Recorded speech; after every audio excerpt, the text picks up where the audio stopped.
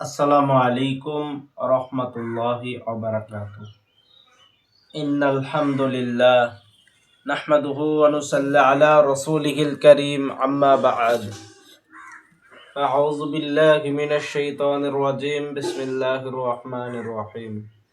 মান আহাব্বানিল্লাহ সুন্নতি ফাকাদ আহাব্বানি ওয়া মান আহাব্বানি কানা মাই ফিল জান্নাহ। ওমা খালাকতুল জিন্না ওয়াল ইনসা ইল্লা লিয়াবুদুন কুল্লু নাফসিন যায়িকাতুল মাউত। সাদাকাল্লাহুল আযীম। শ্রদ্ধেয় হাজিরিন, আল্লাহ পাকের পাক পবিত্র কালামুল্লাহ শরীফ থেকে দুটো হাদিস আপনাদের সম্মুখে আমি বলেছি। এই হাদিস সম্বন্ধে ছোট্ট একটি আলোচনা করব আজকে এই ভিডিওতে ইনশাআল্লাহ। আল্লাহ প্রথমেই বলছেন, ওমা খালাকতুল জিন্না ওয়াল ইনসা ইল্লা লিয়াবুদুন। আল্লাহ বলছেন, আমি মানব জাতি এবং জিন জাতিকে সৃষ্টি করেছি শুধুমাত্র আমার মোকাফেক্ষী, আমার ইবাদত বন্দেগী করার জন্য, আমার দাসত্ব পালন করার জন্য, আমার রাস্তায় চলার জন্য। একটা হাদিস গেল। তা দেখেন, আল্লাহ আমাদের সৃষ্টি করেছেন শুধুমাত্র তার ইবাদত বন্দেগী করার জন্য। ইবাদত বলতে কি বোঝায়? ইবাদত বলতে নামাজ আছে, রোজা আছে, কলেমা আছে, হজ আছে, জাকাত আছে, এগুলো আপনাকে করতে হবে। আর একটা মুসলিম জাতির কর্তব্য, এটা করতেই হবে। ঠিক আছে, শোনেন।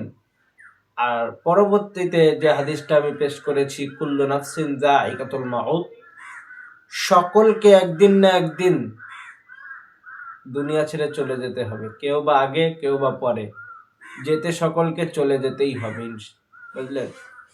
তো যাই হোক, তা সর্বপ্রথম আমাদের নামাজ পড়তে হবে, এক, কোরআন পড়তে হবে, হজ করতে হবে, জাকাত দিতে হবে।